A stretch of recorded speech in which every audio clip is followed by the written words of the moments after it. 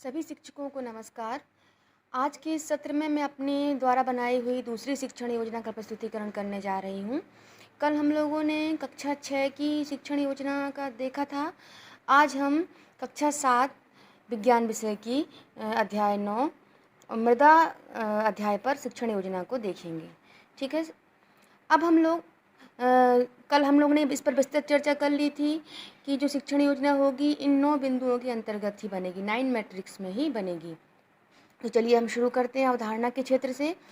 तो अवधारणा का क्षेत्र वही है कि पाठ की कौन सी विषय वस्तु या कॉन्सेप्ट हम बच्चे को क्लियर करना चाहते हैं, वह चिन्हित क्षेत्र ही अवधारणा क्षेत्र है।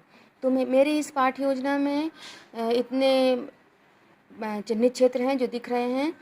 पहला है मृदा जीवन से भरपूर है, दूसरा मृदा परिच्छेदिका, तीसरा मृदा के प्रकार, चौथा मृदा के गुण, मृदा में नमी, मृदा द्वारा जल का अवशोषण, मृदा और फसलें। दूसरा बिंदु है अध्याय का नाम एवं क्रमांक। अध्याय का नाम है मृदा और क्रमांक है 9। कक्षा 7 विषय विज्ञान। अब हम आ जाते हैं पेडागॉजिकल प्रोसेस में। तो हमारी जो पेडागॉजिकल प्रोसेस है वो पूरी तरह से हमारी बाल केंद्रित होनी चाहिए। ये हम लोग पहले स्पष्ट कर चुके हैं। गतिविधि आधारित होनी चाहिए। बच्चा अपने ज्ञान का सृजन स्वयं करे, इस तरह की होनी चाहिए। सीखे हुए ज्ञान को बच्चा अपने जीवन में उपयोग में ला सके, NCF 5 के अनुसार सीखे हुए ज्ञान को बच्चा जीवन में उतार सके। तो इन चीज़ों को हमको जब ध्यान रखना है तो हमको अपनी पेडागॉजिकल प्रोसेस को भी इसी तरह से डिज़ाइन करना पड़ेगा कि वो बच्चों को इन सब चीज़ों के लिए अवसर प्रदान करे। ठीक है। तो हम लोग अब अपनी पेडागॉजिकल प्रोसेस देखते हैं कि बच्चों को उनको पूर्व ज्ञान से जोड़ते हुए पहले हम चर्चा में सहभागिता हेतु प्रेरित करेंगे। जैसे हम कक्षा में गए, हमको अध्याय 9 पढ़ाना है मृदा। तो बच्चों बताइए कि पेड़ पौधे ज़मीन में स्थिर रहते हैं और इनकी जड़ों को आधार कहाँ से मिलता है। बच्चों से हम इस तरह से क्वेश्चन करेंगे और उनको टटोलने की कोशिश करेंगे कि वो कितना जानते हैं, कितना बताना चाह रहे हैं। तो बच्चे बताएंगे कि पेड़ पौधे मिट्टी में स्थिर रहते हैं। और बताइए बच्चों, पौधों को जल और पोषक तत्व कहाँ से मिलता है। इसी प्रकार से जो कृषि होती है, हमारी खेती होती है, उसमें खेतों में क्या होता है जो इम्पोर्टेंट होता है, जिसको उर्वरक होना या उपजाऊ होना ज़रूरी होता है, तो वो मिट्टी होती है। इस तरह से कृषि पर ही हमारा जीवन निर्भर है भोजन के लिए। कृषि हमारे लिए भोजन, कपड़ा और आवास तीनों के लिए महत्वपूर्ण है।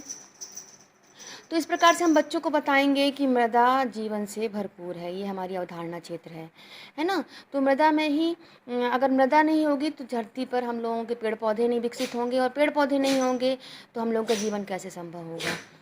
तो बच्चों, आप समझ ही गए होंगे कि आज हम इसी मृदा मिट्टी के बारे में पढ़ने जा रहे हैं। इस तरह से हम अपनी बात को आगे बढ़ाएंगे। तो बच्चों, कल हमने आपको 4 ग्रुप में बांटकर हर एक ग्रुप को अलग अलग स्थानों से मिट्टी लाने को कहा था। तो क्या आप लोग लेकर आए हैं? बच्चों का जवाब होगा हाँ, क्योंकि अगर हमने उनको बोला है तो वो लाएंगे। अब क्रियाकलाप 1 में बच्चे अपने अपने द्वारा लाई हुई मिट्टी का हैंड लेंस से अवलोकन करेंगे और सारणी 9.1 में भरेंगे कि किस जगह की मिट्टी में क्या अधिक पाया जा रहा है। रेता, सूक्ष्मजीव, केचुए और ह्यूमस मीन्स जो सड़े गले कार्बनिक पदार्थ हैं, पत्तियां हैं, टहनियां हैं, ये सब किस तरह की मिट्टी में है। इस तरह से अवलोकन की क्षमता बच्चों में डेवलप होगी और बच्चे अपने अवलोकन को सारणीबद्ध करना सीखेंगे। अब बच्चों को हम पेज क्रमांक 102 से 105 तक वाचन करने के लिए और शब्दकोश की सहायता से कठिन शब्दों के अर्थ ढूंढने को देंगे। हम वाचन को इसलिए महत्व दे रहे हैं क्योंकि अभी हमारे यहाँ खूब पढ़ें अभियान भी चल रहा है। तो वाचन को अगर हम इसमें स्थान देंगे तो जो बच्चों की पढ़ने का कौशल है वो विकसित होगा और पढ़ने की आदत भी बनेगी। तो मृदा अनेक परतों की बनी होती है बच्चों। इन परतों की व्यवस्था, मृदा परिच्छेदिका प्रोफाइल जानने के लिए हम बच्चों को क्रियाकलाप 9.2 करवाकर अपने अपने प्रेक्षण सारणीबद्ध करने को फिर से कहेंगे। ठीक है। सब बच्चे अपने अपने ग्रुप में एक ग्लास लेंगे, उसमें मिट्टी जो लाए थे उसकी थोड़ी सी मात्रा डाल के चम्मच से घोल के स्थिर रख देंगे और फिर प्रेक्षण करेंगे कितनी परतों में ये मिट्टी बढ़ जा रही है। फिर मृदा परिच्छेदिका के लिए हम जैसे कहीं कुआं खुद रहा है या नाली खुद रही है तो जो मिट्टी की खड़ी काट होती है उसमें कितनी परतें दिखती हैं, इसका बच्चों से अवलोकन करवाएंगे।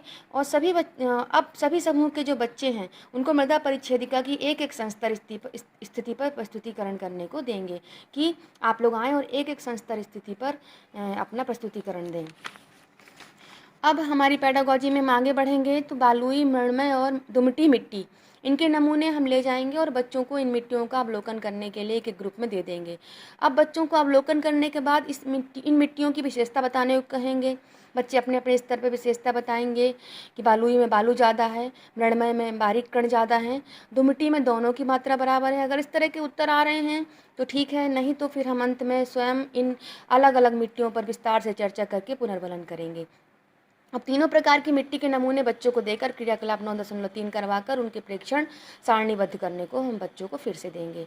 मृदा के गुणों के अध्ययन के लिए बच्चे फिर पुनः पेज नंबर 105 से 109 का वाचन कर कठिन शब्दों को छांटकर उनके अर्थ डिक्शनरी की सहायता से ढूंढकर लिखेंगे। मृदा में अंतःश्रवण दर स्पष्ट करने के लिए क्रियाकलाप 9.4 हम बच्चों को करवाएंगे एवं दिए गए फार्मूले का उपयोग कर अंतःश्रवण दर निकालना सिखाएंगे, है ना। इसमें हम लोग बच्चों को मिट्टी, अलग अलग मिट्टी के नमूने अलग अलग कीप में, या फिर अगर ज़्यादा व्यवस्था हमारे पास नहीं है तो हम पॉलीथीन के टुकड़ों में अलग अलग मिट्टी की ढेरी लगवा करके उसमें मेजरिंग सिलेंडर से 10 ml 20 ml पानी नाप करके बराबर मात्रा में पानी सभी मिट्टियों में धीरे धीरे डालेंगे और कौन सी मिट्टी कितना पानी सोख रही है ना, ये उसकी अंतःश्रवण दर होगी। इसका फॉर्मूला भी बुक में है, वो हम निकलवाएंगे। मृदा में नमी की उपस्थिति दिखाने के लिए क्रियाकलाप 9.6 समूह क्रमांक 1 और 2 के बच्चे करेंगे और मृदा की जल अवशोषण क्षमता निकालने हेतु क्रियाकलाप 9.6 समूह क्रमांक 3 और 4 के बच्चे करेंगे और फिर अपने अपने निष्कर्ष का सामने आकर के अपने आंकड़ों का प्रस्तुतिकरण करेंगे। इस तरह से प्रस्तुतिकरण करने से बीच बीच में बच्चों को हम एंगेज करेंगे, उनको अगर काम देंगे तो वो बच्चे, जो कक्षा बोझिल हो जाती है वो कक्षा जीवंत हो उठेगी। जो कक्षा में जो आइस जम जाती है तो आइस ब्रेकिंग की प्रोसेस होगी और बच्चे खुश होकर के अपनी गतिविधि को करके खुद सीखेंगे। अब चारों समूह के बच्चे अपने उपरोक्त अवलोकन करके अपने अपने निष्कर्ष लिखेंगे और मृदा के गुणों का तुलनात्मक प्रस्तुतिकरण करेंगे, है ना। सब बच्चों ने देख लिया कि तीनों प्रकार की जो मृदा है इनकी अंतःश्रवण दर में क्या अंतर है, जल अवशोषण क्षमता में क्या अंतर है और इनकी जो गठन है उसमें क्या अंतर है। अब इसका तुलनात्मक प्रस्तुतिकरण समूह के बच्चे आके अपना करेंगे। समूह क्रमांक 1 और 2 के बच्चे कौन सी फसल के लिए किस प्रकार की मिट्टी उपयुक्त होती है और क्यों, इसका प्रस्तुतिकरण करेंगे, क्योंकि विस्तार से पुस्तक में दिया हुआ है। बच्चे इसमें से पॉइंट लिखेंगे और फिर उसका प्रस्तुतिकरण करेंगे। और समूह 3 और 4 के बच्चे इस प्रस्तुतिकरण के आधार पर सारणी 9.2 को पूरा करेंगे। सारणी में लिखा है कि चावल के लिए कैसी फसल चाहिए, कपास के लिए कैसी चाहिए। तो जब समूह क्रमांक 1 और 2 के बच्चे प्रस्तुतिकरण कर रहे होंगे तो 3 और 4 समूह के बच्चे 9.2 सारणी को पूरा कर देंगे। अब एक केस स्टडी दी हुई है बुक में पेज नंबर 108 पर। इस पर हम बच्चों से चर्चा करेंगे और उनके विचारों को सुनेंगे और साझा करेंगे। प्रस्तुतिकरण में छूट गई बातों को और कमियों को हम पुनः स्पष्ट करेंगे और बीच बीच में जो प्रस्तुतिकरण हुए हैं बच्चों द्वारा, जो सामने आकर के अपने आंकड़ों को सारणीबद्ध करके प्रदर्शन किया है, अगर उसमें कोई कमी रह गई है तो उसको हम पुनर्वलन द्वारा फिर से स्पष्ट करेंगे बच्चों को। यदि कोई गतिविधि दोहराने की आवश्यकता है तो उस गतिविधि को दोहरा कर भी हम स्पष्ट करेंगे। इस तरह से पूर्णतः बच्चों की सहभागिता के साथ हम इस अध्याय को पढ़ाएंगे तो बच्चों में ये अपने आप उत्सुकता होगी कि किस प्रकार की मिट्टी ज़्यादा पानी सोख रही है, किस प्रकार की कम पानी सोख रही है, कैसी मिट्टी अगर हमारे आसपास है तो हमारे जो कुआं तालाब हैं जल्दी रिचार्ज होंगे। ये सब उनको सोचने के लिए हम मजबूर कर देंगे और उनसे उत्तर निकलवाएंगे कि बताओ बेटा, अगर हमने ऐसा देखा तो ऐसा होना चाहिए क्या। ठीक है, अब हम आ जाते हैं अपने दूसरे बिंदु टीएलएम पर। टीएलएम में मैंने वो सारी चीज़ें लिखी हैं जो हमको इस शिक्षण योजना को पढ़ाने के लिए या गतिविधियों को कराने के लिए आवश्यक होंगी। कालखंड मैंने 6 लिए हैं, अनुमानित कालखंड, क्योंकि सभी बच्चों को हमको सीखने का अवसर देना है और कालखंड की जो संख्या है वो बच्चों की संख्या और बच्चों की सीखने की गति पर निर्भर है। लर्निंग इंडिकेटर ये हमारे लिए बहुत महत्वपूर्ण है, क्योंकि अगर हम जब गतिविधि कक्षा में करा रहे हैं तो हमारे बच्चों में क्या दिखना चाहिए, क्या आना चाहिए, ये हमको इंडिकेट करने के लिए जो हम पहले से अपने लर्निंग इंडिकेटर कक्षा में लेकर जाते हैं, ये हमको हमारी दिशा सही है ये जांचने में बहुत बड़ी सहायता करते हैं। जैसे विभिन्न प्रकार की मृदा की पहचान कर पाना। जब हमारे बच्चे अलग अलग जगहों से मृदा लाए हैं और उसकी पहचान कर रहे हैं तब हम इस इंडिकेटर का उपयोग करेंगे। यदि वो कर पा रहे हैं तो हमारी जो बताने की सिखाने की प्रक्रिया है वो सही है। अगर नहीं कर पा रहे हैं तो हमको अपनी प्रक्रिया में कुछ अंतर लाना पड़ेगा। विभिन्न प्रकार की मृदा में अंतर कर पाना, क्या ये कर पा रहे हैं। विभिन्न प्रकार की मृदा का वर्गीकरण कर पाना। अब हमने यहाँ वर्गीकरण शब्द लिखा है तो ऑब्वियसली हमको अपनी पेडागॉजिकल प्रोसेस में भी वर्गीकरण कराना दर्शाना होगा, है ना। मृदा का अवलोकन का निष्कर्ष निकाल पा रहे हैं तो हमने अपनी पेडागॉजी में भी अवलोकन करवाया है, तो हम वहाँ पर देखेंगे कि क्या बच्चे वाकई अवलोकन करके निष्कर्ष निकाल पा रहे हैं। यदि नहीं तो फिर हमें उन्हें फिर से समझाना होगा और अवलोकन करने का तरीका बताना होगा। दैनिक जीवन में मृदा की उपयोगिता को समझ पाना, मिट्टी की नमी से संबंधित अपने अनुभव साझा कर पाना, प्रयोग का अवलोकन कर पाना, जल धारण के आधार पर अवलोकन कर निष्कर्ष निकाल पाना, मृदा एवं फसलों पर प्रश्न पूछ पाना, इस तरह की अगर वो कर पा रहे हैं, मतलब during the teaching learning process, अगर बच्चा जब सीख रहा है उस दौरान हम सीसी कर रहे हैं, उसका सतत एवं व्यापक मूल्यांकन कर रहे हैं कि क्या बच्चा ऐसा कर पा रहा है। यदि कर पा रहा है तो हम सही दिशा में जा रहे हैं, हमारी टीचिंग की जो प्रोसेस है, जो हम अपना रहे हैं पेडागॉजिकल प्रोसेस, वो सही है।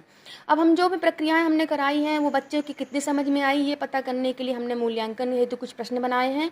अगर इन प्रश्नों को बच्चे भली भांति बता पा रहे हैं, कर पा रहे हैं, मतलब उनकी अवधारणा स्पष्ट हो गई है, उनकी समझ विकसित हो गई है। यदि नहीं कर पा रहे हैं तो इन मूल्यांकन की गतिविधियों के आधार पर हम ये चिन्हित छात्रों को पुनः गतिविधियाँ दोहराकर अवधारणा स्पष्ट करने का प्रयास करेंगे।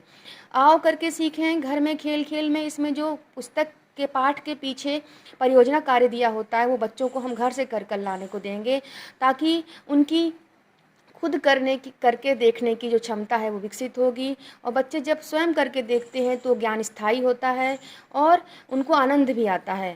तो इस तरह से आओ करके सीखें में बच्चों को प्रोजेक्ट कार्य हम देंगे घर से करके लाने के लिए, एक तरह का होमवर्क होगा ये। लर्निंग आउटकम, अब हमने जो पूरा प्रयास किया है इस शिक्षण योजना में, बिंदु क्रमांक 1 से 8 तक चल के हम जहाँ पहुँचना चाह रहे थे, ये 9वां बिंदु है हमारा लर्निंग आउटकम। मतलब बच्चे में अब ये दक्षता आ गई है, विभिन्न प्रकार की मृदा को पहचान पाता है। हम इंडिकेटर में कह रहे थे विभिन्न प्रकार की मृदा को पहचान पाना, अब हम कहेंगे कि विभिन्न प्रकार की मृदा को पहचान पाता है, उसमें ये चीज़ आ गई है। क्योंकि ये लर्निंग आउटकम एक निर्धारित दक्षता है जो उस उम्र और उस कक्षा के बच्चे को आना चाहिए, आ जाना चाहिए। ये मानक हैं हमारे प्रदेश के। विभिन्न प्रकार की मृदा में अंतर कर पाता है, मृदा का वर्गीकरण कर पाता है, मृदा का महत्व समझ पाता है, मिट्टी की नमी से संबंधित अपने अनुभव साझा करता है, प्रयोग का अवलोकन कर पाता है, मृदा जल धारण क्षमता का अवलोकन कर निष्कर्ष निकालते हैं, मृदा एवं फसलों पर चर्चा कर जानकारी एकत्र कर सारणीबद्ध करता है। मतलब अगर बच्चा ये सारे काम करने लगा है तो फिर मतलब हमने अपने लर्निंग आउटकम्स को प्राप्त कर लिया है और हमारी जो शिक्षण योजना है जो हमने बनाई थी उस पर काम करके हम सफल हो गए हैं। तो लर्निंग आउटकम बहुत महत्वपूर्ण है और इन्हीं को प्राप्त करने के लिए हम इन 8 बिंदुओं पर काम कर रहे थे। तो इस तरह से हमारी शिक्षण योजना पूरी होती है। धन्यवाद, नमस्कार, जय हिंद, जय भारत।